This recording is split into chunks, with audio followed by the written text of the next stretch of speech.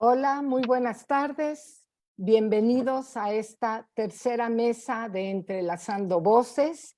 Recuerden, estamos intercambiando perspectivas y buscando la construcción de un decálogo 10 puntos. Pueden ser 9, pueden ser 10, 11, 12, pero un decálogo de comercio ético y mejores prácticas colaborativas. El día de hoy tenemos una mesa bastante nutrida de participantes y les doy la bienvenida a todos, también a quienes nos están sintonizando por tercera vez y los que nos están sintonizando por primera, también bienvenidos. En esta tercera mesa, nuestro objetivo es intercambiar perspectivas sobre el diseño artesanal indígena y los procesos comunitarios e individuales a los que se enfrentan desde lo productivo, lo comercial y en la lucha por la preservación de su patrimonio cultural. Sin embargo, antes de empezar, quiero retomar un poco lo que hemos estado platicando al interior del grupo de impacto textil y el grupo de trabajo. ¿Cómo vamos? ¿Cómo vamos después de 2 mesas? ¿Cómo se van perfilando estos elementos de un decálogo? Pues lo primero es que estamos seguros que uno de los puntos, si no es que uno de los más importantes puntos, se enfoca hacia autonomía y libre autodeterminación. La organización de las comunidades desde sus propias estructuras, su gobernanza y su derecho de autonomía para ejercer la reclamación de las manifestaciones culturales colectivas y el uso de las mismas por terceras personas. Y esto se recoge de la primer mesa y también de la segunda mesa de políticas públicas, donde de alguna manera estamos viendo cómo se van entretejiendo las propuestas de nuestras autoridades y lo que nos corresponde hacer a los demás sectores. Esto tiene mucho que ver con el reconocimiento de la colectividad. Una de las cosas es que hemos insistido desde que empezaron todas las discusiones, es que tiene que haber un reconocimiento al derecho de las manifestaciones culturales desde la colectividad. Y entonces la ley no funge como un registro, sino que la titularidad se reconoce por reclamación o autorreconocimiento de una manifestación, y esta puede ser compartida como un derecho colectivo. El tercer punto es que necesitamos políticas públicas eficientes y su vinculación comunitaria, es decir, los marcos legales pueden andar y caminar. Sin embargo, necesitamos que esto haya una efectiva vinculación comunitaria, y esto va a tener que hacerse con nuevos esquemas formativos que permitan la interdependencia, el reconocimiento de saberes y la valoración de los sentidos y formas de vida locales y comunitarios. Son 2 sistemas normativos en muchas ocasiones, y cómo vamos a hacer que dialoguen estos diferentes sistemas. Y la otra cosa que tenemos hasta el momento es una perspectiva pluricultural, es decir, tiene que ser incluyente, tiene que haber una perspectiva cultural, tienen que haber una creación de políticas públicas culturales e interculturales, y tenemos también que incluir un sistema de salvaguarda de los derechos culturales, además de generar un catálogo de protección que incluya la participación del Estado, de las organizaciones de la sociedad civil y sobre todo de las comunidades como gestoras de este conocimiento. Es decir, no es de arriba para abajo, viene de abajo para arriba. Evidentemente, a cada quien le corresponde contribuir con una parte de este proceso que esperamos llegue a fruición. Es algo novedoso, no se ha hecho, salvo las normativas inherentes a ciertas comunidades.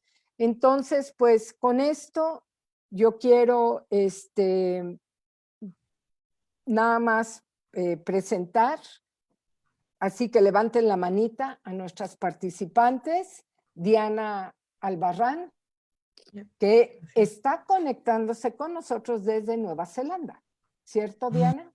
Sí. De Auckland, como ¿cuántas? 13, 14, 15 horas de diferencia. Sí, 17 al parecer ahorita, 17 ya siempre pierdo la horas de cuenta. diferencia, así que bueno, eres muy bienvenida, luego te daré Gracias. la palabra.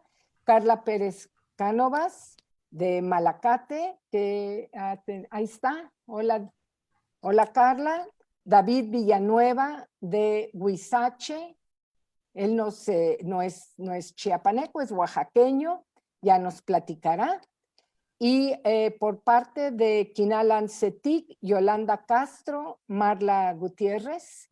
Y por parte de Jolom Mayetic, Rosalinda y otras dos compañeras que ya nos presentará Rosalinda un poquito más adelante. Entonces, diseñadores, comunidades, cooperativas, grupos de trabajo. Recuerden que estamos utilizando este sentido del buen vivir, el Kushlehal, ay, se me fue, que está promoviendo el buen vivir, que se está promoviendo desde diferentes trincheras, que es la armonía de la vida individual y la colectiva con el sector textil tradicional. Lo vemos como un modelo sostenible de desarrollo integral comunitario con enfoque en la recuperación, conservación y protección del patrimonio colectivo de los pueblos originarios. Entonces, vamos a tener a un colectivo de mujeres artesanas de Chiapas e investigación-acción sobre descolonización del diseño, una propuesta de emprendimiento social independiente de base de Oaxaca y una ONG con 30 años de labor en alianza con la cooperativa Chiapas. Entonces, miren, como somos muchos y quiero que ustedes tengan más la palabra que yo, voy a pasar inmediatamente a presentarles a nuestras primeras dos ponentes, a Diana Albarrán y a Carla Pérez Cánovas de Malacate. Diana Albarrán es diseñadora industrial y docente en la Auckland University of Technology.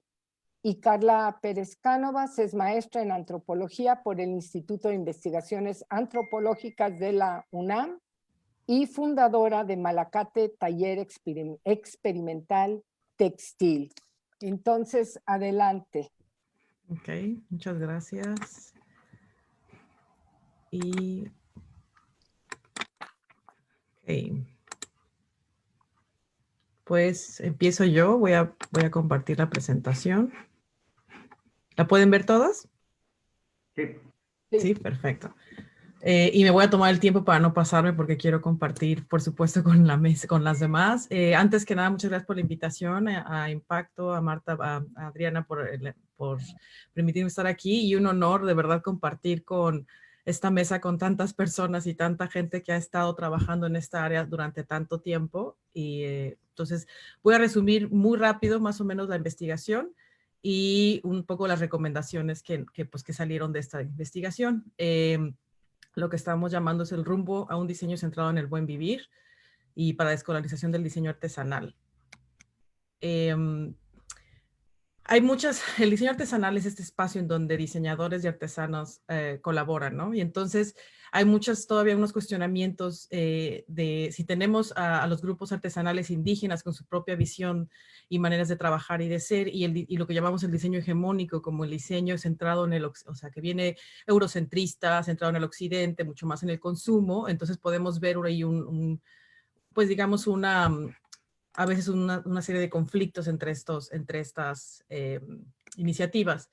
También hay críticas fuertes desde la academia de clasificar la artesanía tradicional como muy distinta al diseño moderno, ¿no? Porque de alguna manera excluye las historias y las prácticas de innovación dentro de las comunidades artesanales o desde las comunidades indígenas como si fueran muy distintas,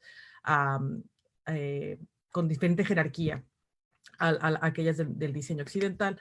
Y la realidad en México y en otros contextos podemos ver que hay colonización del conocimiento indígena, se reducen muchas veces el rol de los artesanos solamente como productores de las creaciones de los diseñadores, no hay referencia a los contextos culturales de las piezas que se crean, y a veces y es muy difícil poder distinguir qué iniciativas realmente tienen unos comportamientos y colaboraciones horizontales y comercio justo y desde que beneficia a los artesanos realmente a largo plazo. Y estamos llamando esto ethical washing, ¿no? Cuando las empresas o las iniciativas dicen ser comercio justo o colaboraciones o codiseño ético y realmente no lo son. La investigación estuvo desde la teoría decolonial, en donde para desmantelar las relaciones de poder que existen y las jerarquías que se reproducen de género, raciales y políticas que pues se expresan en el mundo moderno colonial. Y para mí, en lo personal, fue interesante hacer una transición del diseño social, como del que conocemos como que es más enfocado como a la ayuda social, pero la descolonización permite también analizar relaciones de poder para retar esas jerarquías epistemológicas, ¿no? Dentro de los conocimientos, quiénes son conocimientos válidos más que otros, conocimientos otros y a quién pertenecen estos conocimientos, y también reconocer el diseño indígena como algo vigente y latente. Un poco, nada más, digamos, tratando de resumir un poco la investigación, cómo fue desde el buen vivir como primer acercamiento, junto con Malacate, que son mis compañeras de investigación, y cómo hicimos toda la investigación colectiva, y empezando desde epistemologías a antologías, y un enfoque, digamos, del diseño occidental o hegemónico, y cómo la transición hacia otros rumbos. Entonces, principalmente hubieron dos vías de exploración, que es el Joloví, los textiles como resistencia, y hablando de resistencia, pues hablamos también de pues, la experiencia zapatista dentro del Chiapas, del contexto chiapaneco, y que está relacionada con el Equil Kuxlejal, que es el buen vivir de los pueblos auxiles y celtales, y por otro lado la investigación de los significados y la cosmovisión de los textiles. Y entonces, a través del trabajo de la etnografía visual, digital y sensorial y el codiseño, pudimos explorar junto con Malacate, pues cómo ven, cómo se expresa, cómo se vive el Equil Kuxlejal, que también se traduce como una vida digna y justa. Y la estrategia de diseño de innovación como resistencia, que es la que Malacate utiliza, que aquí Carla hablará más a fondo de esto. Y de todo esto es también hacer una conciencia del balance, conciencia y balance de lo que llamamos las 3PA, que el poder, privilegio, política y acceso, porque de acuerdo a cuáles son las iniciativas, de dónde viene uno, tienes más acceso o menos acceso a ciertos espacios, a ciertos espacios comerciales, de difusión, etcétera, ¿no? Entonces, podemos ver que todo el contexto es una rama compleja en donde tenemos iniciativas de Estado, cooperativas independientes, ONGs, en donde todos estos actores existen, ¿no? Y también tenemos, pues, diferentes perspectivas dentro de opiniones que vemos expresados en medios digitales. Y por otro lado, también vimos lo de los significados de los textiles, en este caso el textil de Magdalena Saldama, que simboliza el melush, el símbolo del universo, y las distintas cómo esto nos ayuda como metáfora para investigación, para colaboraciones, y ahí podemos hacer unas intersecciones, ¿no? Entre los textiles, las cosmovisiones y todo. Pero lo que más me interesa llegar, para que no se me ocupe tanto tiempo, dentro de estos símbolos, de estas simbologías o estas metáforas, sacar algunos principios, ¿no? De cómo ver, podemos tener un diseño centrado en el Equil Kuxlejal o en el buen vivir, y guiado con el corazón, que el corazón juega un papel muy importante en la cosmovisión maya y en la manera de ser y hacer de los pueblos mayas. Y entonces lo que corresponde al diseñador como de, pues, descender, ¿no? Dejar que la colectividad y que los grupos pues diseñen desde su propia cosmovisión, más allá de traer diseñadores educados bajo un diseño hegemónico. Y pues estas son propuestas y principios que llegan, pero estas son algunas de las recomendaciones en las que pues hemos llegado junto con Malacate y junto con otras colaboradoras, incluso con más gente en el contexto. Por ejemplo, creatividad como un derecho, que las artesanas participantes puedan ser parte del proceso creativo y no nada más como mano de obra, que está muy relacionada a la creatividad con el bienestar o el buen vivir. Reconocer el diseño, los patrones, procesos y técnicas como parte de los derechos de los pueblos originarios, que eso establece la UNESCO en los artículos 11 y 31.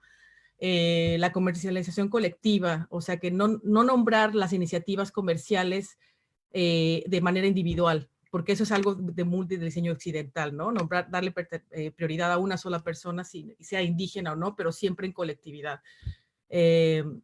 Horizontalidad y no jerarquía, o sea, los conocimientos de las artesanas tienen que estar al mismo nivel de los diseñadores educados bajo el diseño occidental, porque muchas veces es el diseñador y muchas veces estudiantes de diseño llegan a enseñar diseño y más que nosotros debemos de aprender. Y eso es una de las conclusiones, digamos, de investigación, es que nosotros como diseñadores debemos ser los que nos debemos de descolonizar antes de llegar a colaborar. Relaciones personales, más allá de las transacciones en línea, colectivos autónomos independientes y autogestionados, que no solo dependan de fondos externos para que tengan una existencia larga, trabajo comprometido a largo plazo, los conocimientos y principios indígenas en el centro, de rescate y reactivación de diseños desde la innovación comunitaria, informar y educar a consumidores, porque nos toca también el rol de educar transformar los contextos y a los consumidores, de que estén bien informados, no nada más como que reciban las cosas. Y pues aquí les dejo esto y esas son algunas de las conclusiones y recomendaciones y muchas gracias. Y paso, esta es la presentación de Carla. Hola. Y a ver, ¿sí? Hola. Bueno, ¿sí me escuchan? Sí. Bueno, primero una disculpa por el atraso. También quiero agradecer la oportunidad de Adriana. También es un honor estar con todos los que están en esta mesa, poder compartir con Marta, que pues es una persona que tiene una gran trayectoria y pues compartir, me siento honrada de poder estar en esta mesa. Gracias a todos por estar. Y bueno, yo lo que quiero compartirles es un poco basándome en dos intereses que surgieron para esta mesa, que es la parte de la innovación. Nos hacían una pregunta sobre si la innovación, que si era importante o no la innovación en el diseño, fue la pregunta, ¿no? Entonces, yo lo que quería compartirles a partir de mi experiencia con mis compañeras en Los Altos es que previamente a poder contestar la pregunta, quiero nombrar algunas acciones que he hecho y que he hecho en conjunto con mis compañeras. Y una de ellas es primero una tesis que justamente hice para la maestría, que es sobre la transformación de la artesanía textil a través de su mercantilización entre diseñadores, diseñadoras y tejedoras en Los Altos. Esto se hizo porque queríamos entender justamente todos los cambios que, si bien esto no es nuevo, Marta lo ha visto y lo ha vivido durante décadas, también las compañeras de Quinal y de Jolom, que llevan muchísimos años en esto de la innovación y la transformación, pero yo lo que quiero compartirles es lo que a mí me ha tocado en los últimos 14 años. Y hago digamos, la aclaración, ¿no? Porque hay mucho detrás y no es nuevo. Está esta tesis donde a mí me gustaría decir que para entender la innovación primero tendríamos que entender, ¿puedes ponerle otra, Diana? Entender primero digamos, las circunstancias y factores por las cuales las compañeras en sus comunidades comenzaron a vender sus piezas, que en un inicio, ahorita les digo lo del mapa, que en un inicio pues realmente se hacía para ellas y sus hogares y sus familiares. Este mapa lo hice en la maestría, quedó ahí plasmado porque justamente fue un rastreo histórico de cómo era antes lo que se producía en los municipios y en las comunidades y cómo fue transformándose y lo que se producía en ese momento tanto de textil como de producción de alimentos, para entender por qué es que las compañeras habían comenzado a vender aquello que antes hacían para ellas mismas y después compararlo con otro mapa que no lo incluyo aquí, pero pues quien quiera verlo se los podría compartir, del cambio que a nosotros nos tocó en estos 14 años de esta transformación y nuevos actores, diseñadores y diseñadoras en la región que empiezan a llegar. Entonces es importante entender esto. Primero, ¿qué es lo que hace que las compañeras comiencen? Y también, sí, está bien esa, Diana. Y también entender la apropiación de elementos culturales propios y ajenos de las compañeras y su resignificación desde sus comunidades y sus culturas en constante movimiento. Son dos puntos que creo importante que podemos entender desde ahí si es importante o no la innovación. Lo que trato de decir es que, bueno, esto siempre ha existido, ¿no? La innovación, la resignificación, pero creo que sí es importante para entender la realidad actual o las realidades que también han sucedido con estos procesos entre diseñadores y tejedoras. Y para esto también hay un libro en el cual pues también participé como con un apartado que se llama Ruralidades, Cultura Laboral y Feminismos en el Sureste de México, donde justamente se hace una reflexión de estas relaciones de intercambio de saberes y conocimientos entre tejedoras, bordadoras y diseñadoras, ¿no? Y esta resignificación. Entonces, para contestar esto de la innovación, si es importante o no, nosotros lo que hemos hecho y como lo entendemos, por una parte, es que la innovación se hace a través de la resignificación de los propios diseños para hacerlos llegar a otras culturas y hacer posible,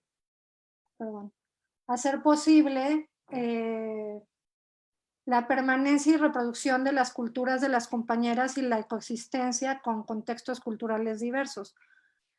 Por otra parte, la innovación que se hace dentro del proyecto es desde las comunidades de las compañeras a través de la reactivación que se hacen de diseños y técnicas, cuyo objetivo, por un lado, es seguir transmitiendo estos conocimientos de generación en generación, al tiempo que generamos líneas de indumentaria con cada municipio, adaptándolos a soportes y patrones contemporáneos que permiten un diálogo con las formas de usar de otros contextos. Y también esto uniéndolo a otra pregunta que nos hacían del mercado y consumo sobre la competencia entre productores, ¿no? Y el tema de la innovación. Es algo que también quería compartir porque, bueno, me faltó, el primer punto me faltó esto de que el mercado y las formas de consumo actuales, nosotros la forma en que producimos no es que el mercado y el consumo actual nos marque lo que producimos dentro del proyecto, sino son las innovaciones desde nuestras propias comunidades, la innovación entendida justamente lo que decía como resistencia, ¿no? Desde lo local y es decir, desde las formas, desde los modos de hacer locales de las compañeras. Y lo que comentaba del mercado y consumo es que nos preguntaban sobre esta vinculación de la innovación y la competencia entre productores textiles, ¿no? Y en ese sentido yo me puse a reflexionar qué podría como compartir de cosas que hemos vivido. Y pienso que sí, efectivamente en todo el país hay mucha competencia, hay muchas artesanas y artesanos, está muy compleja la situación, pero creo que las formas de organización al interior, ya sea de los proyectos que tenemos o de las cooperativas, y las relaciones y comunicación al exterior con colegas y actores sociales son muy importantes, ¿no?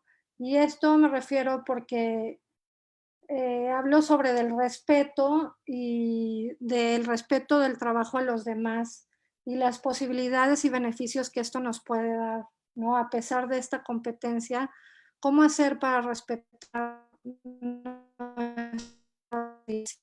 formas de hacer. Y también es importante entender que también la diversificación siempre será una necesidad y que la diversidad siempre nos enriquece. Entonces, desde ahí, pues entender que no existe una única cosmovisión ni tampoco una forma de creación, ¿no? Y también otra cosa que quería comentar sobre unos retos que yo he visto acá sobre estas relaciones de diseñadores y emprendedores con las compañeras, es que siento que hace mucha falta transparencia, comunicación e información de parte de estos actores hacia sus consumidores y colaboradores.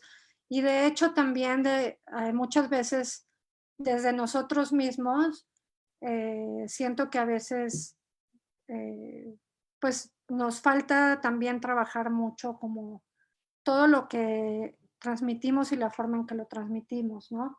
Pero también me gustaría mencionar en esto de los retos es también esta falta de comunicación también de las compañeras con sus clientes y con quienes colaboran, porque a veces siento que no hay una comunicación tan, pues tan profunda y eso a veces ocasiona ciertas situaciones. Y bueno, sí, todavía tengo tiempo. Ya no. ¿Ya se acabó? Bueno, solamente decir que nos habían preguntado sobre también las formas que hacíamos para proteger el patrimonio cultural y solamente les pasaría como las fotos porque tenemos una colección textil desde la cual trabajamos, una biblioteca textil y la reactivación que hacemos, que ahí en esa foto se resume, son técnicas y diseños tradicionales, pero nos enfocamos en elementos culturales y prácticas textiles de poca difusión, sobre todo en formas locales de confección, patronaje y hechura. Y las formas en que lo hemos hecho es a través de la concientización, a través de la metodología de los bordados, hablando del tema, como ven ahí, de robo de diseños y la situación de las compañeras, y a través de las tesis que se han elaborado sobre el tema. Entonces, bueno, pues ya se me fue el tiempo y eso es lo que pude hablar. Gracias. No sé, oye, ¿dónde le hago? Quito. Vamos a pasar ahora, vamos a presentar a David Villanueva de la cooperativa Huizache de Oaxaca. Es David Villanueva Aragón, oaxaqueño, artesano textil, integrante de la cooperativa Huizache Arte Vivo de Oaxaca. Y él se ha dedicado a impulsar trabajos colectivos con artesanos y artesanas como promotor del trabajo artesanal, además pedagogo, administrador, locutor de radio y escribe para diferentes portales y columnas de opinión sobre el sector artesanal, la cultura y otros temas afines. Perdón, David, bienvenido. Hola, buenas tardes. Muchas gracias a todas. También a todas las personas que nos están viendo a través de la transmisión del Facebook. Y pues creo que es un momento que coincide con muchas de las cosas que estamos viendo que están pasando hoy en día, ¿no? Con el sector artesanal. Y con todo este movimiento que hay ahora alrededor de la crisis sanitaria y de lo que se está haciendo desde estos momentos, desde nuestras casas, ¿no? Desde los talleres. Y pues para ir respondiendo algunas de las preguntas con el objetivo que tenemos hoy con esta transmisión, pienso que una de las cosas que se han estado haciendo, que se tienen que hacer para ir hablando de las cooperativas, la Casa de las Artesanías de Oaxaca, que es una cooperativa también en la que participamos desde hace 18 años, y Huizache Arte Vivo de Oaxaca, hemos estado impulsando el trabajo de los artesanos, de las artesanas, desde los talleres hacia el público, siendo el artesano sector artesanal el motor del trabajo que se está impulsando, ¿no? ¿Cuáles han sido las estrategias que se han seguido para la promoción y para el buen cuidado? Bueno, de entrada, el sistema que hemos ocupado para trabajar como cooperativa está basado en los sistemas de organización comunitarios de nuestros pueblos, en la asamblea comunitaria, en el tequio, en la guelaguetza y en el trueque. Estos sistemas comunitarios que le han dado a nuestras comunidades indígenas la permanencia y la resistencia a todo este movimiento que hay fuera de ellas, pues es un modelo que se puede replicar y que se ha replicado de manera exitosa hasta hoy en las organizaciones en las cuales participo. Hablando del caso de Huizache, que me tocó dirigir 2 años, que terminamos este año en enero ya la dirección en Huizache, lo que hicimos fue un modelo entre el sistema comunitario indígena y la comercialización que tenemos hoy en día.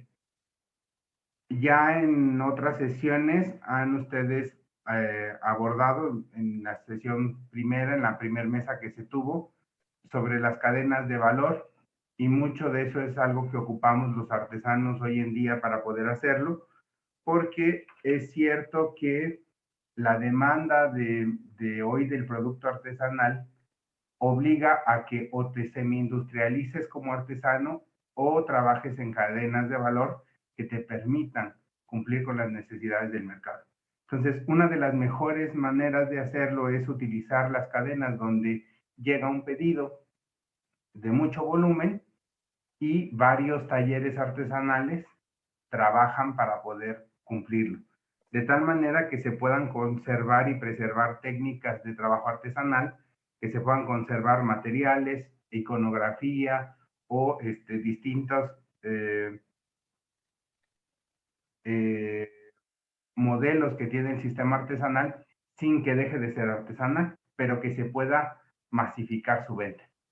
Entonces, hemos estado cuidando que los procesos, las técnicas, no solo se conserven, sino también tener el tiempo para poder ir haciendo investigación y rescatando técnicas que se hacían o que hacían incluso nuestras abuelas, ¿no? En una generación no muy alejada de nosotros.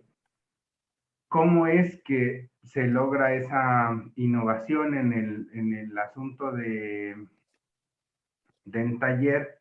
Es que hay una parte en la que es innovación, pero también hay mucha adaptación del objeto artesanal, ¿no? Hoy lo estamos viviendo con estos cambios sociales que hay en torno a nosotros, estos cambios de salud comunitaria, pues también mucho del trabajo textil se ha tenido que adaptar a estas circunstancias. En el caso de los talleres textiles, por ejemplo, de los que tenemos contacto, incluso en el taller propio nuestro, el poder adaptar nuestros textiles, los rebozos, los materiales, a satisfacer una necesidad del mercado que hoy se tiene, que es el caso de los cubrebocas. Eso va a adaptar, va a modificar la forma en la que se comercializa algo. Esta nueva realidad, esta nueva normalidad a la que vamos a llegar, va a modificar nuestros procesos. Nos vamos a tener que volver a adaptar a esos cambios sociales. Al final, la artesanía, como un proceso social, cultural, se adapta a las necesidades que tiene la sociedad misma. Y eso se adapta a la necesidad del mercado, que pueden ser dos cosas diferentes o la misma, el mercado y la necesidad social o cultural. Ese intento de complementar el trabajo que se está haciendo en el textil es para poder preservar la autonomía que tienen nuestras comunidades. Hoy que estamos encerradas en nuestras casas, que estamos protegidas en las familias, en nuestros talleres, pues los artesanos, las artesanas tenemos la ventaja de que el taller es la casa, el hogar es el lugar donde producimos, y eso nos permite tener un espacio dentro de nuestras casas para seguir, para continuar. Ese proceso que hoy vivimos social va a modificar y nos vamos a tener que adaptar y vamos a tener que innovar sobre el trabajo que estamos haciendo. En lo inmediato, pues en estos materiales para la protección de la salud, que lleva, como decía, a la autonomía, que las comunidades puedan seguir siendo autónomas en muchas de sus formas en las que los trabajan. Ya ni bien empezaba el proceso de la pandemia y ya había plagios nuevamente sobre los cubrebocas, ¿no? El trabajo que hacen, que se hace en Tenango de Doria, ya estaba siendo producido por Estados Unidos para tener cubrebocas artesanales, cubrebocas con dibujos de Tenango. Las comunidades hoy tienen una respuesta, algunas comunidades tienen hoy una respuesta más rápido ante esas situaciones que le permiten plantear acciones, ¿no? Que puedan salvaguardar sus diseños o salvaguardar su identidad. Sin embargo, no es algo a lo que hemos podido llegar. Ya se comentaba también en la primer mesa que se tuvo aquí, el asunto que está impulsando la senadora Susana Hart con el asunto del decálogo, del catálogo de artesanía para poder ir teniendo un catálogo, para poder tener que las comunidades sean sujetos de derecho, para que sus diseños puedan ser conservados y preservados por las comunidades mismas. Eso ayuda a preservar y pone un poco la situación para muchos de los que comercializan la artesanía en el dilema de si van a modificar o no la forma en la que lo hacen. Sí se debe de modificar el asunto de la comercialización de la innovación del textil, porque muchas veces rompen con la estructura que se tiene en las comunidades, tanto de producción como con la iconografía o con los materiales o con la adaptación de técnicas que hacen una serie de problemas al interior de los talleres artesanales. Entonces,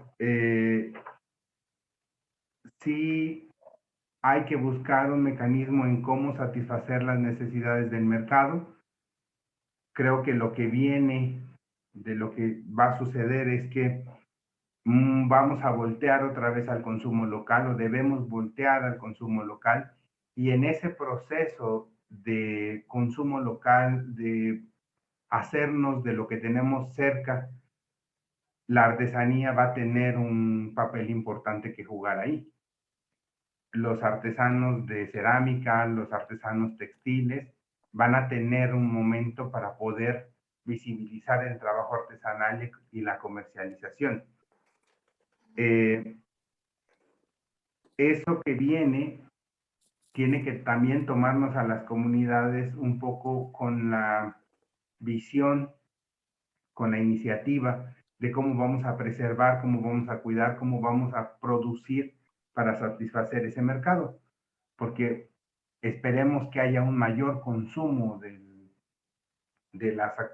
trabajo artesanal local y eso permita la reentrada a la actividad económica, ¿no? A la activación económica.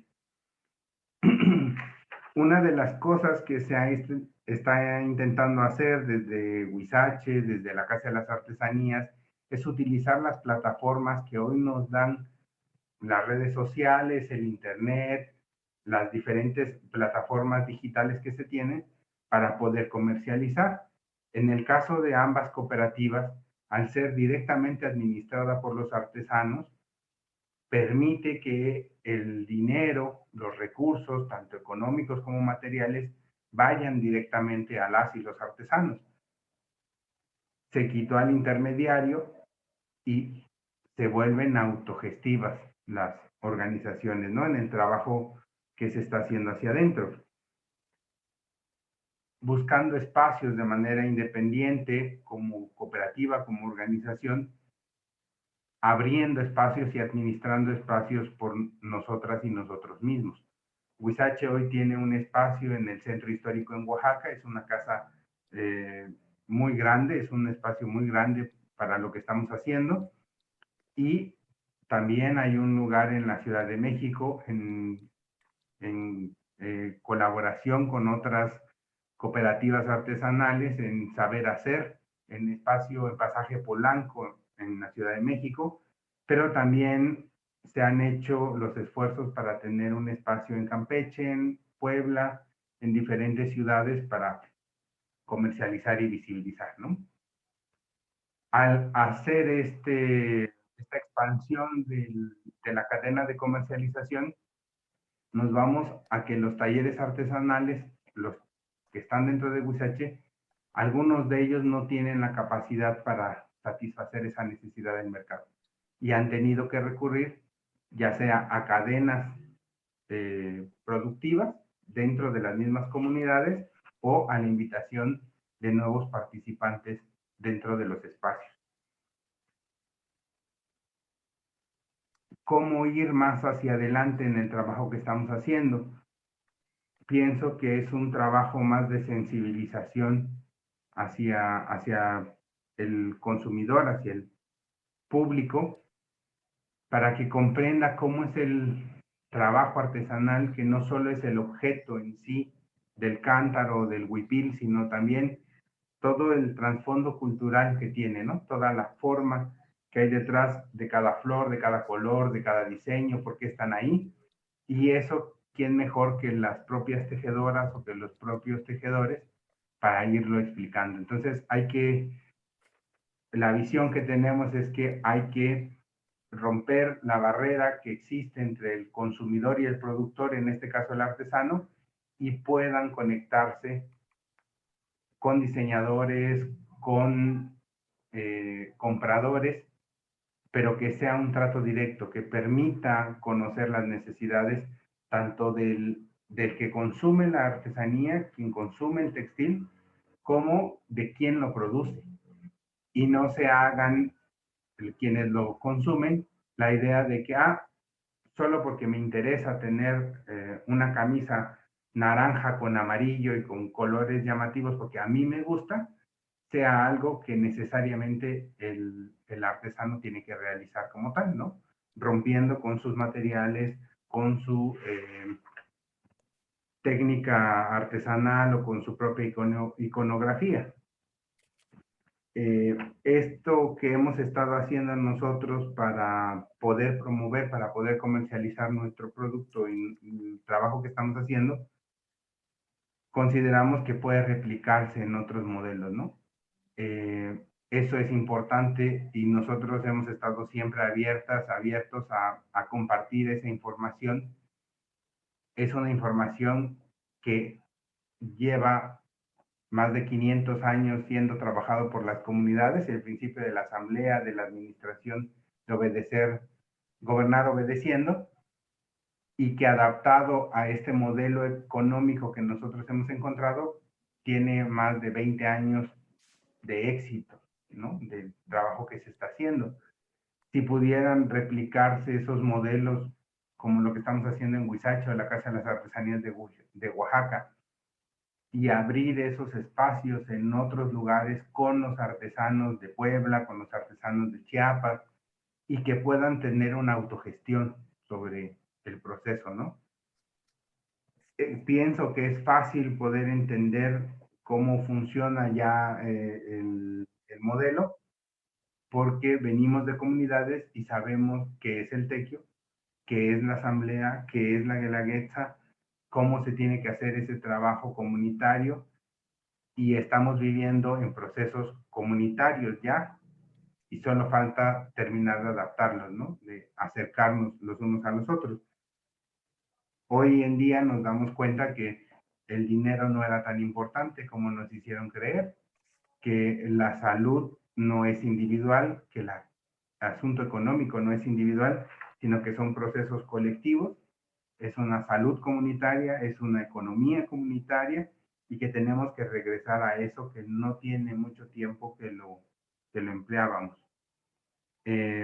la innovación, la adaptación del objeto artesanal, del textil, tiene que ver también con el contexto social en el que estemos y se tiene que entender cómo vamos a ir trabajando para conservar esos procesos artesanales adaptados en un mercado que cada vez va a ser más demandante de la artesanía. Esperemos que sea cada vez más demandante del consumo local y eso permita detonar a las comunidades, a las cooperativas de artesanos y de artesanas a salir adelante y que las compañeras en todo el país nos demos cuenta que como sector artesanal podemos tener la autosuficiencia, que podemos administrar espacios de venta, que podemos tener cómo enlazar una comunidad con otra, ¿no? Sí, David, ya estoy. ¿Ya estás? Ok, muy bien, muchísimas gracias, David. Creo que es muy interesante el modelo. Yo nada más te quisiera preguntar, Casa Las Artesanías es una cooperativa, Huizache es otra. ¿Qué porcentaje de los artesanos representan ustedes? ¿Son una pequeña muestra o sí están creciendo y abarcando a más talleres y personas? Casa de las Artesanías es una cooperativa, Huizache Artebo de Oaxaca es otra cooperativa. En Casa de las Artesanías están alrededor de 350 artesanos, 400 artesanos los que están ahí. Hay cabezas de taller y la serie de comunidades que están con ellos, y en Huizache estamos 560, es una población total de más o menos 560. Nosotros representamos casi nada del sector artesanal en Oaxaca, o sea, somos nada. Una de las cosas que hemos estado promoviendo desde hace tiempo es que se haga un censo de artesanos, un censo bien hecho de artesanos de todas las ramas, porque no hay un registro claro de cuántos somos, ¿no? ¿Dónde están los artesanos? ¿Qué están produciendo? ¿Qué se está haciendo? Y creo que ese censo es clave para poder orientar las políticas. El gobierno tampoco tiene mucha idea de qué es lo que se tiene que hacer. Huizache representará menos del 0.01% de artesanos del estado. O sea, no tenemos mucha representación del sector, pero sí ambas organizaciones representan el trabajo que el sector está haciendo, ¿no?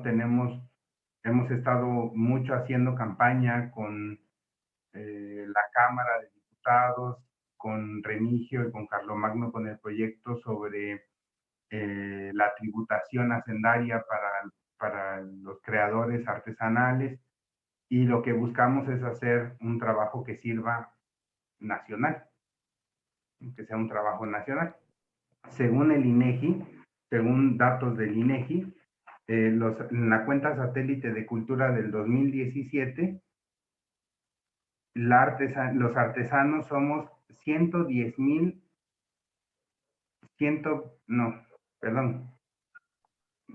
representamos un ingreso estimado del 0.7% del Producto Interno Bruto. Y personas dedicadas a la artesanía somos 12,896,833 artesanos en el país. Pero esa cuenta satélite es una muestra tomada en el Estado de México, la Ciudad de México y parte de Michoacán, según la encuesta. Si nos fuéramos solo con eso, representamos el 10% de la población total en México, los artesanos. Y sobre eso habría que trabajar las políticas públicas que se tienen que hacer. Es decir, las artesanos y los artesanos somos el 10% de la población, que es un número bastante grande, mucho más que la cantidad de mecánicos que hay o que la cantidad de algún otro sector productivo. Y no se está haciendo el trabajo desde las políticas para atender a un sector tan grande. Bueno, te voy a Sí. tener que interrumpir, David, para darle lugar a los últimos dos grupos vinculados. Que si nos da tiempo lo retomamos, si no lo tomamos como parte de las conclusiones y cosas que podemos y debemos de profundizar. Te lo agradecemos muchísimo. Entonces, perdón por cortarte, querido, pero necesitamos también escuchar a nuestro último grupo. Van a participar Yolanda Castro, Marla Gutiérrez, Rosalinda Santis y dos compañeras más que Rosalinda nos presentará. Yolanda Castro acompañó la creación de la cooperativa de bordadoras indígenas Paz Jolobiletic y es cofundadora de Quinal Ancetic, que acompaña procesos de mujeres indígenas organizadas.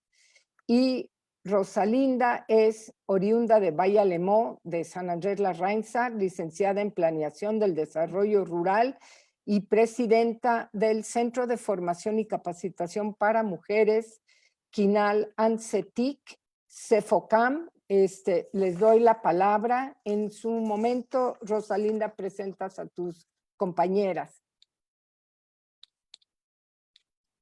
Adelante.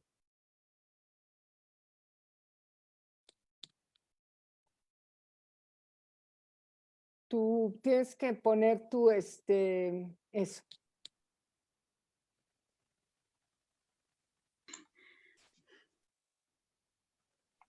Te escuchamos.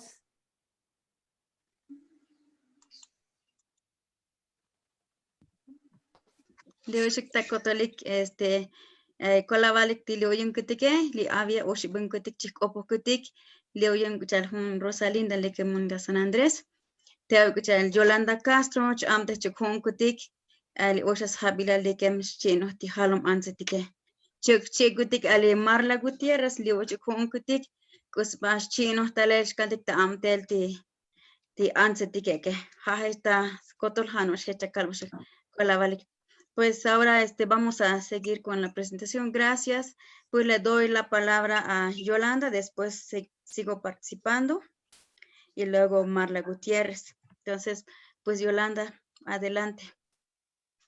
Muchas gracias, Rosalinda.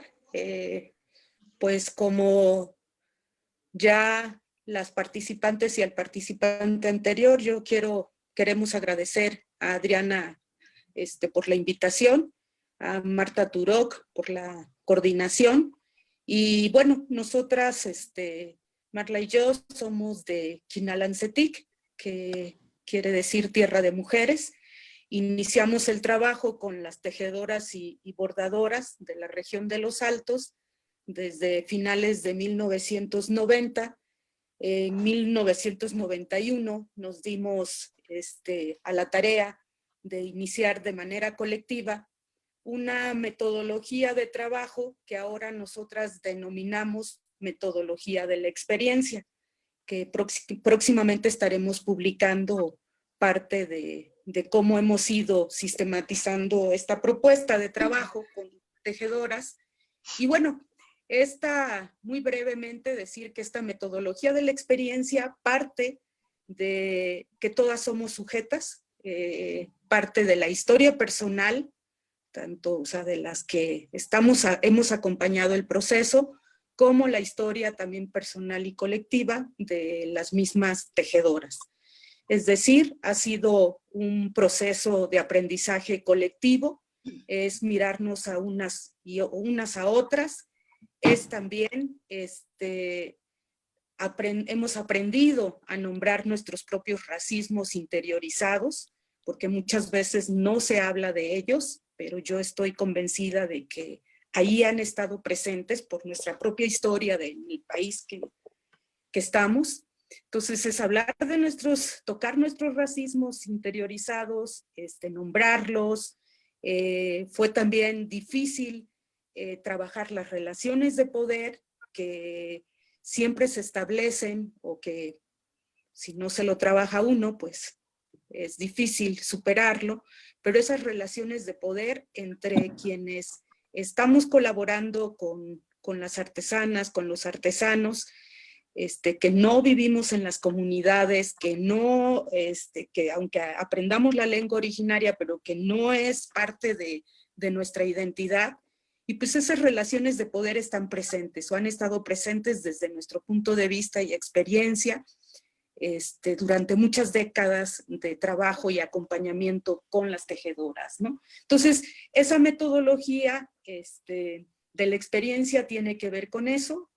Nosotras, nuestra primera práctica o actitud frente a las compañeras fue de escucha, de mucha escucha, luego de visitar las comunidades, de permanencia en las comunidades. Eso nos llevó más de un año de no parar, de no dejar de estar presentes en las comunidades, en los grupos de tejedoras, de no solamente dedicarnos al tallerismo, sino de convivir, de estar desde los diálogos alrededor del fogón, con el esposo, con los hijos, con los tíos, con los abuelos, las abuelas, ¿no? Y esto pues nos llevó a entender también que cada tejedora forma parte de un colectivo, que es la familia, y que esa familia pues forma parte es parte de la comunidad, ¿no?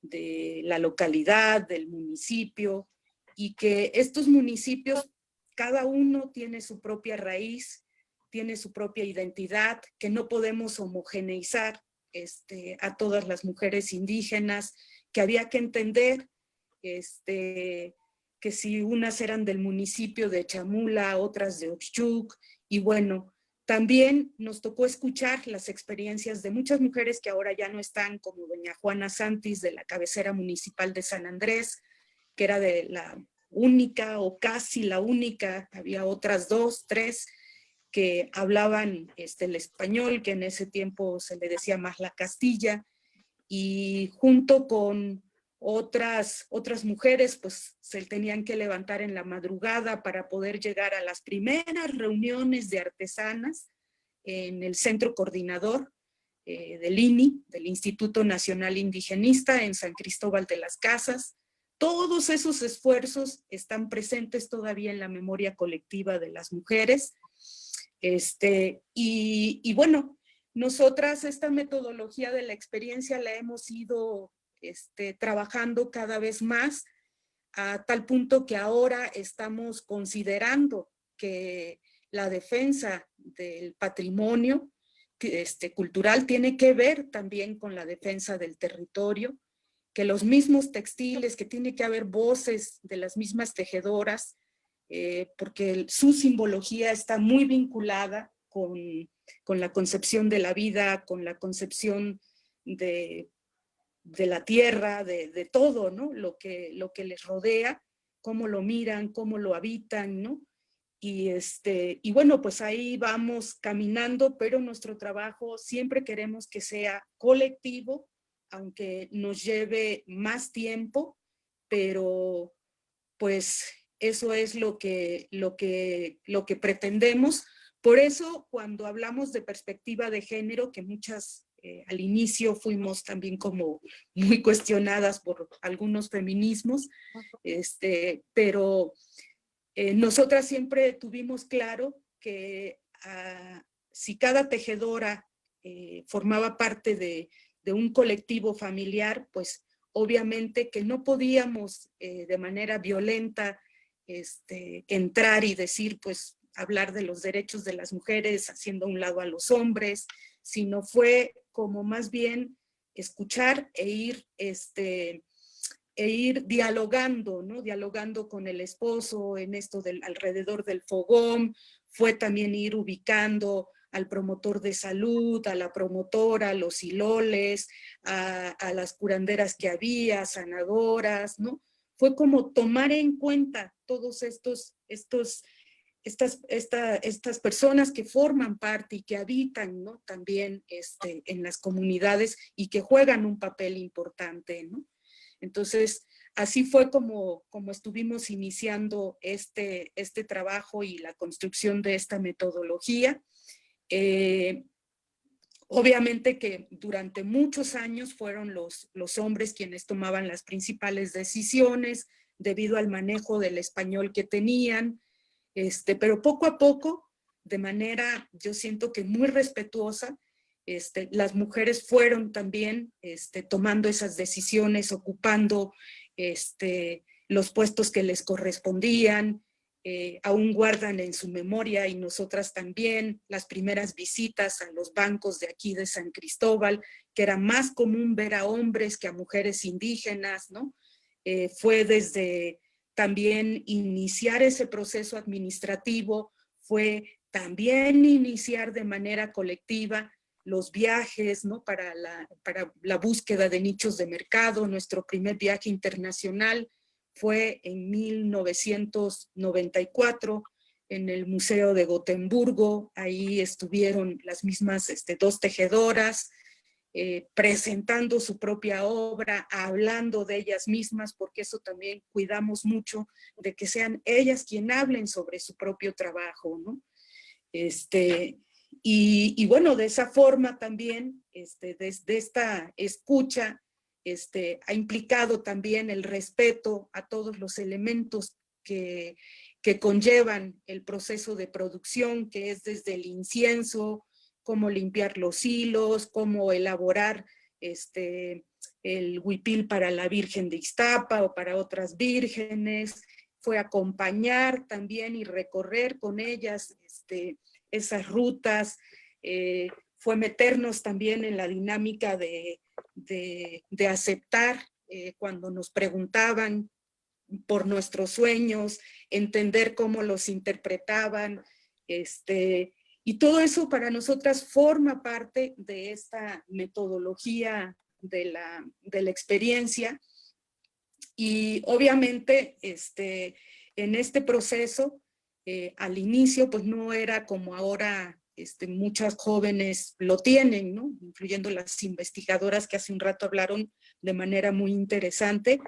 Pues en ese tiempo no había tantos libros publicados, ¿no?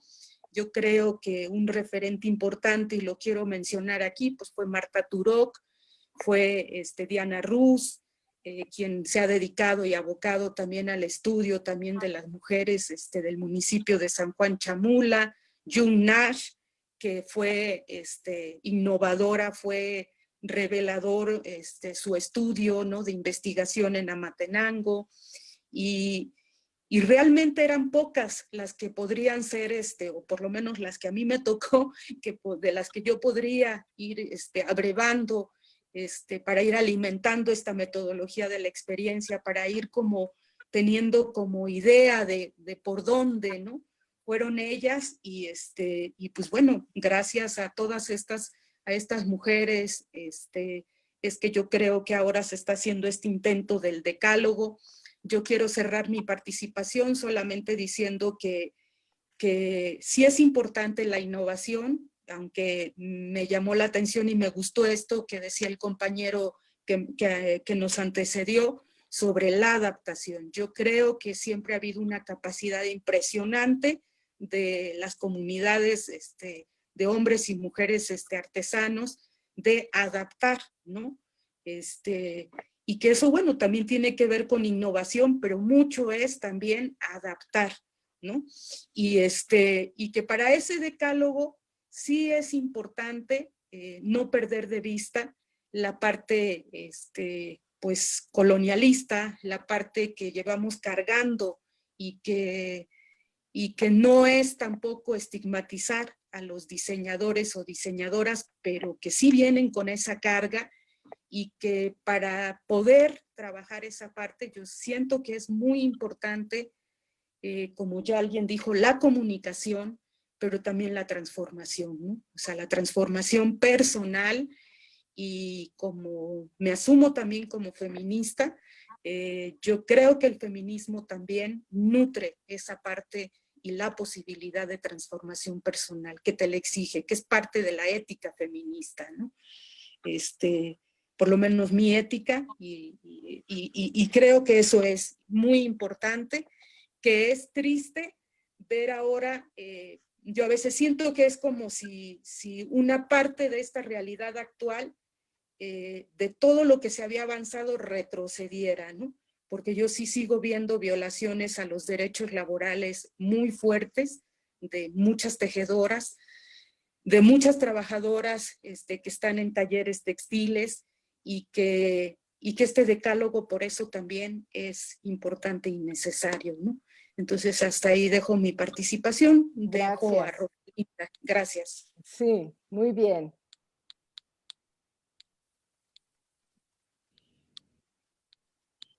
No se oye.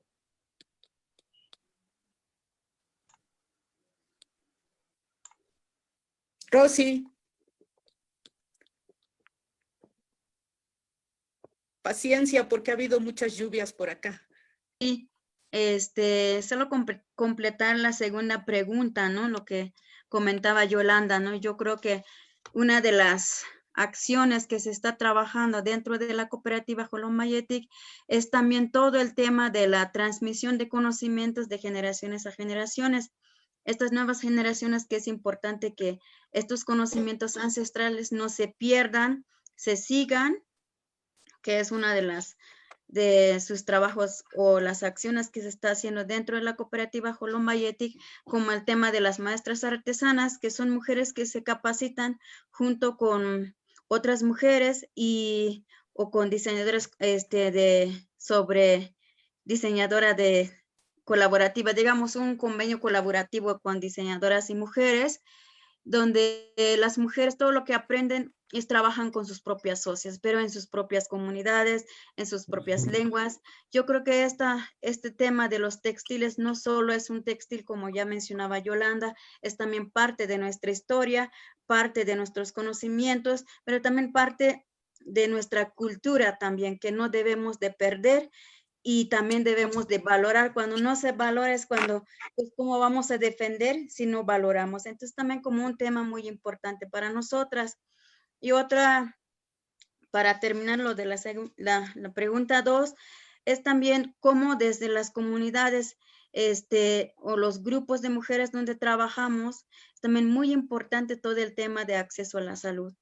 El tema de las plantas medicinales, muchas veces se pierde el conocimiento, no se transmiten esos conocimientos, pero es importante seguir trabajando, recuperar, trabajar, valorar también lo que hay en nuestras comunidades, porque todo lo que ha hecho el mismo sistema en cómo también dejamos de valorar lo que es nuestro, lo que es en lo local, lo que hay en nuestras comunidades o en nuestros municipios, ¿no? Creo que es muy importante. Y por otro lado, pues cada una de nosotras, también aquí agradezco a todo el acompañamiento de Quinal, Marla, Yolanda y otras compañeras que nos están en este momento, todos los años que nos han acompañado, pues aquí estamos nosotras, ¿no? De hablar de nuestra propia cooperativa, de nuestros propios trabajos, como decía Yolanda, pero también como un producto de toda esta capacitación, esta formación que hemos tomado nosotras. Sin embargo, seguimos trabajando, ¿no? Para cerrar esta segunda pregunta, sé que es muy poco tiempo que tenemos. Quiero compartir nada más en la tercera pregunta lo que tiene que ver con las estrategias y retos que nos enfrentamos nosotras. Nosotras en el 2018, en septiembre, tuvimos nuestro primer encuentro latinoamericano de tejedoras, donde participaron mujeres de otros países, tejedoras, pero lo que quiero compartir en esto, qué es lo que sale después de nuestro encuentro, como lo que queremos las mujeres, las tejedoras y bordadoras, o todas las mujeres que integramos nosotras desde la red de cooperativas del sur, que es Recosur. Quiero compartir que una de nuestros retos y acciones estrategias que tenemos es seguir con toda esta campaña de denuncias, todo el tema de los plagios a nivel local, a nivel estatal y a nivel nacional, y lo seguimos haciendo hasta el momento.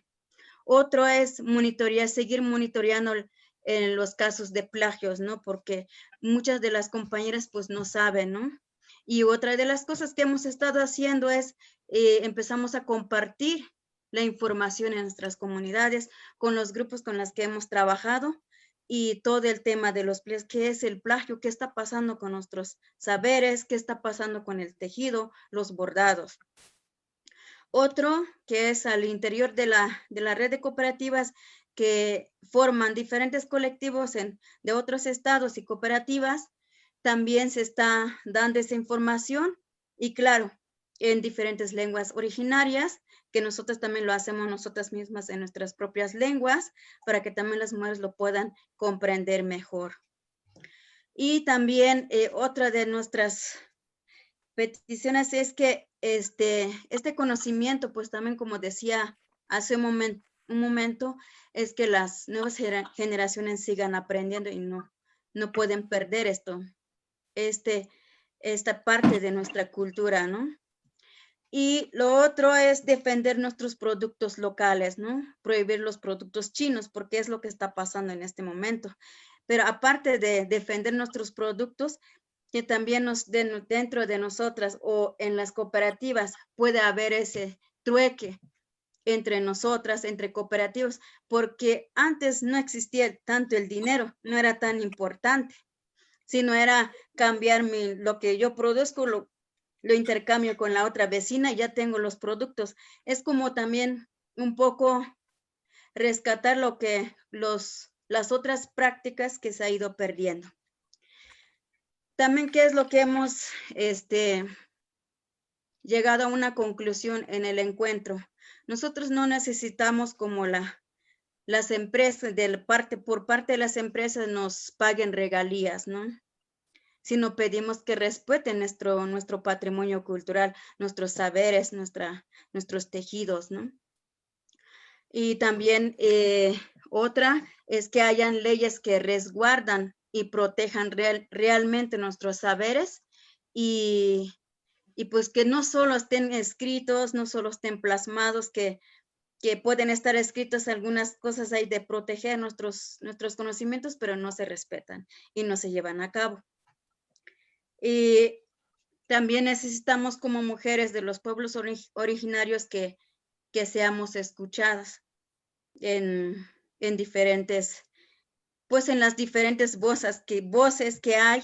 Ha habido también muchos grupos que han sido también robados sus diseños, que han estado como protestando, denunciando, defendiendo, ¿no?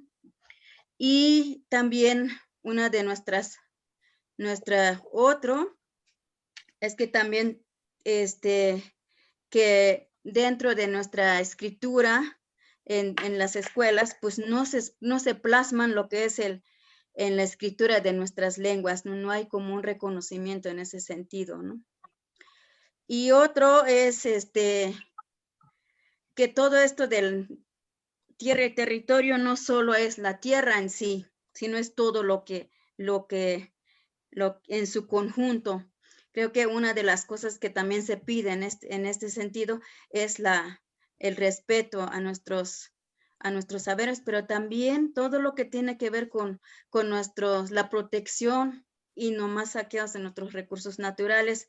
Y dentro de ello, muchas veces como tejedoras, como bordadoras, pues no hay como un reconocimiento real al trabajo de las mujeres. Y también hablábamos también desde el Consejo Nacional de Culturas y las Artes, incluyan realmente a las artistas, a las tejedoras, a las bordadoras o al resto de las artistas, que haya una protección de todo esto. Y también lo que tiene que ver con nuestros tejidos. Claro, yo creo que muchos de nuestros procesos, los colectivos, los grupos con los que estamos trabajando ahora, siempre ha sido también cómo las mujeres han luchado siempre en la defensa de sus tierras, de sus territorios, que han sido también siempre despojados desde la historia. Muchos de los municipios en los Altos ha sido también las mujeres y hombres que han defendido su propio territorio, sus propios saberes que tienen, ¿no?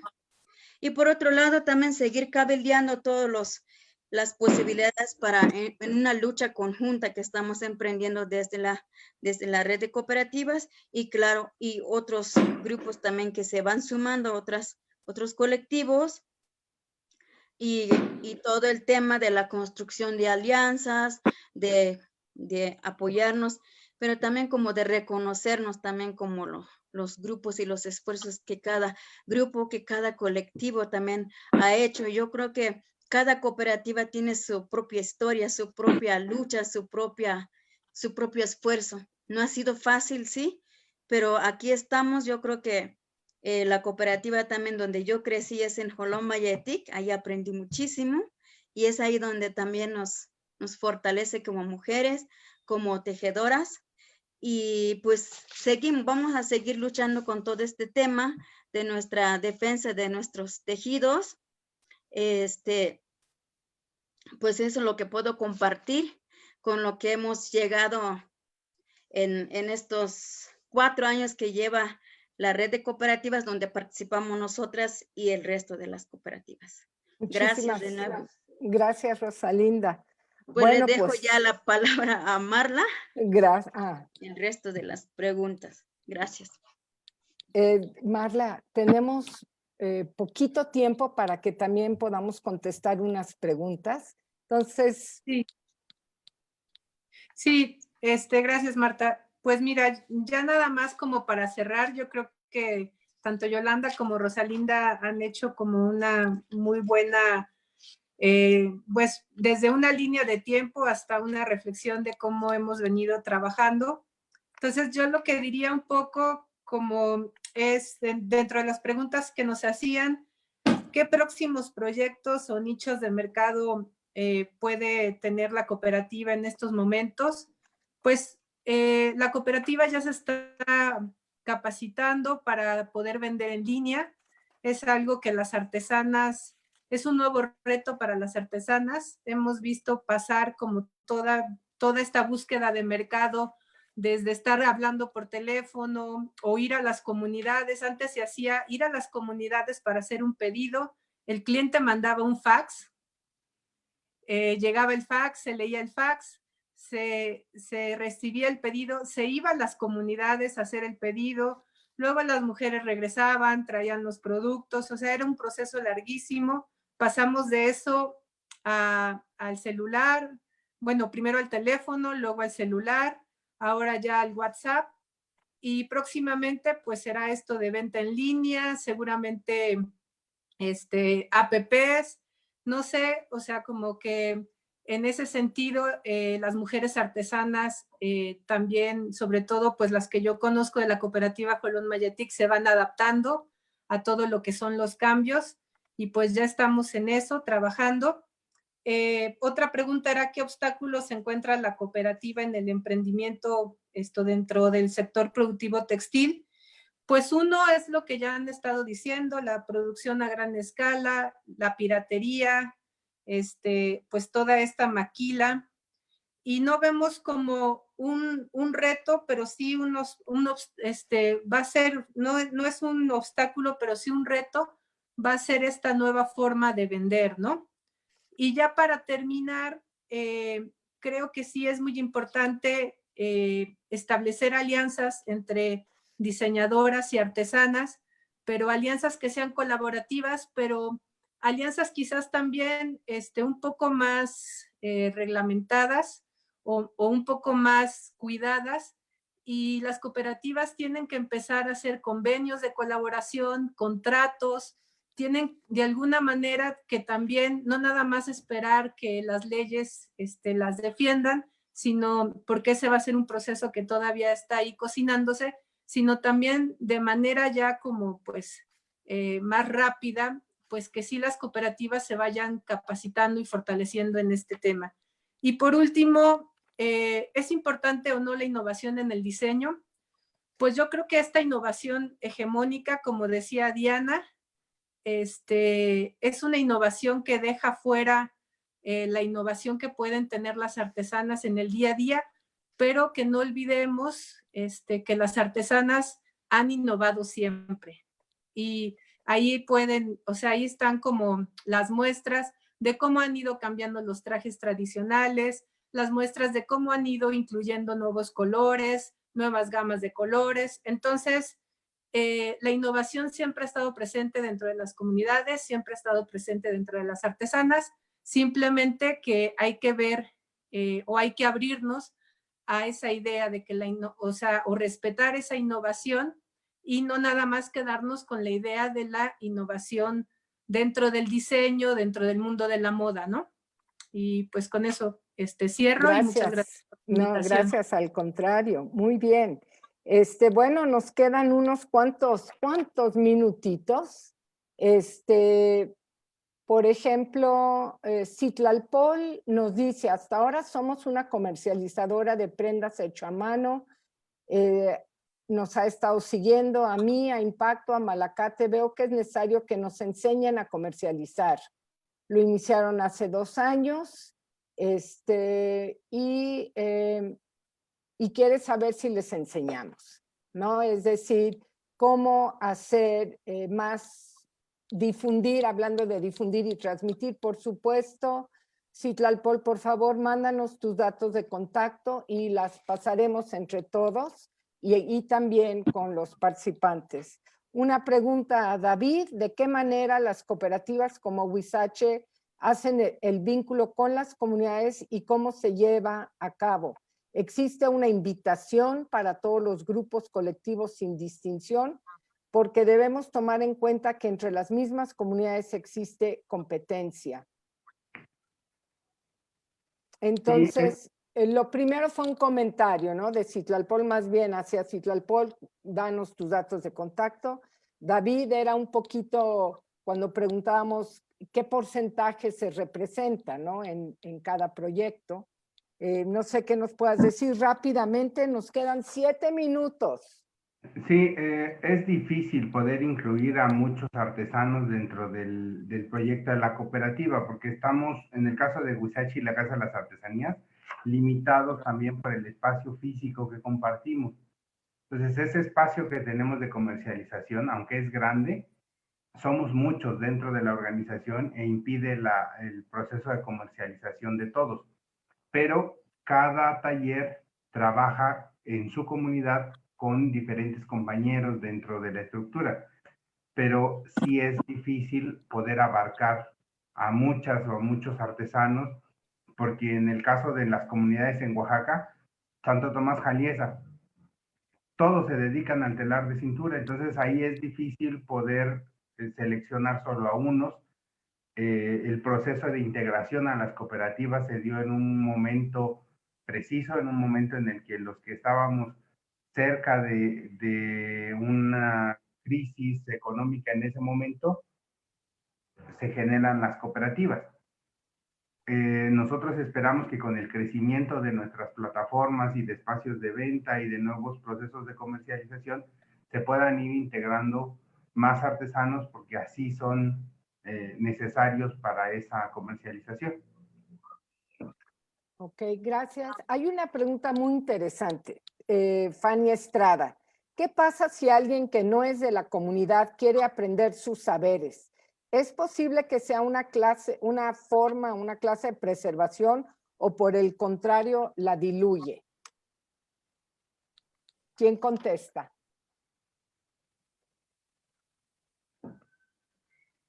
Carla. Está algo. A ver, va. A mí sí me gustaría comentar algo sobre eso, porque es algo que hemos vivido varias veces en el colectivo de personas que llegan a, por ejemplo, bueno, tenemos un área donde nace con la intención de que las compañeras ocupen el sitio que les pertenece como portadoras de conocimientos tradicionales y maestras, y esto me refiero a que las personas que están interesadas en aprender pueden ir a la comunidad directamente con las compañeras a aprender el telar. Esto fue un acuerdo con las compañeras porque aparte deseaban generar ingresos directos para ellas. Pero la motivación principal es la que digo, porque principalmente en las comunidades a las mujeres se les ve como, bueno, es mujer, pues teje. No, muchas veces no se les da el valor como maestras y como portadoras, como la base de las comunidades, ¿no? Entonces, en ese sentido, lo que pregunta la compañera, me parece que siempre y cuando haya un interés real de querer aprender la cultura de las compañeras y un respeto hacia sus trabajos, me parece que sí se puede lograr que esa persona que quiere aprender pueda hacerlo y también las compañeras puedan transmitir a otras culturas su conocimiento, pero siempre y cuando, pienso yo, bueno, lo digo desde la experiencia que hemos tenido, no sé, también hay otros casos que tal vez no sea positivo, ¿no? Pero en este sentido, lo que existe en este ejercicio que hemos hecho ha sido con esa finalidad de que las compañeras sean vistas y se les otorgue ese lugar que les pertenece. Es eso, ¿no? Eso me gustaría decir. Bueno, yo creo que algo que dijiste es la motivación y en qué va a desembocar, porque hay personas que en España dan cursos de Tenango y en Chile dan cursos de Tenango y entonces ya es el regadero, completamente descontextualizado, y creo que es uno de los puntos a tratar. Desafortunadamente me quedan 2 minutos para el cierre. Vamos a dejar abiertos estos puntos que no pudimos profundizar y bueno, yo creo que una cosa muy importante para amarrar un poco, la descolonización es de ambas partes. Es decir, hay un proceso de colonización muy brutal y también se interioriza. Y entonces son procesos que nos atañen a todos, a la sociedad y a todos los artesanos que somos producto de ello y los demás que apoyamos. Otro asunto que creo que es muy importante son los sistemas normativos. En un caso como el de Oaxaca, tienen un proceso de organización comunitaria que no sabemos si se va a poder, ¿cómo se dice? Ay, perdón, que se va a poder generalizar, sin embargo, sí se puede compartir. Y cómo ese sistema normativo es aplicado a un proceso de organización para una cooperativa, ¿no? Creo que eso también se puede retomar. Otro aspecto, otro marco de las metodologías, por un lado, tanto de Malacate como de Quinalan-Cetic, se trabaja sobre la base de un programa, una filosofía y objetivos. Y yo creo que eso es lo que debemos de rescatar. El otro asunto es propiciar más intercambio de experiencias. Otro punto sería que ya la venimos arrastrando, acuerdos más claros entre las partes. Necesitamos crear marcos, son legales, son acuerdos internos, pero algo que permite decirte, tú veniste a nosotros con esto o nosotros solicitamos tal cosa y no se está cumpliendo. Si no, estamos quejándonos y ahí no vamos a pasar de la parte de victimizarnos a decir, vienes, perfecto, aquí están las reglas y que sean de común acuerdo porque dijeron ustedes, no hay que satanizar a los que están acercándose. Y creo que también es bien interesante dos aspectos de lo local. Uno, consumir más lo local. Creo que David lo dijo y el sentido de Rosalinda y de Yolanda fue, pero también qué barreras podemos poner a la invasión que nos está llegando de cosas que parecen hechas a mano, están hechas con escalas industriales o con las escalas de sureste de Asia de mano de obra intensiva y por lo tanto nos invaden en la cuestión. Y muy vinculado a esto del mercado local es que muchos estamos produciendo objetos para mercados de suntuarios, de muy alto ingreso. Entonces, tenemos como que diversificar y tener para todos los mercados y cómo volver a enamorar a los locales que lo han dejado. ¿Qué podemos hacer? Entonces, yo tengo que cerrar la sesión, agradecerles a todas. Mándenos sus observaciones, ya nos llegaron muchas preguntas.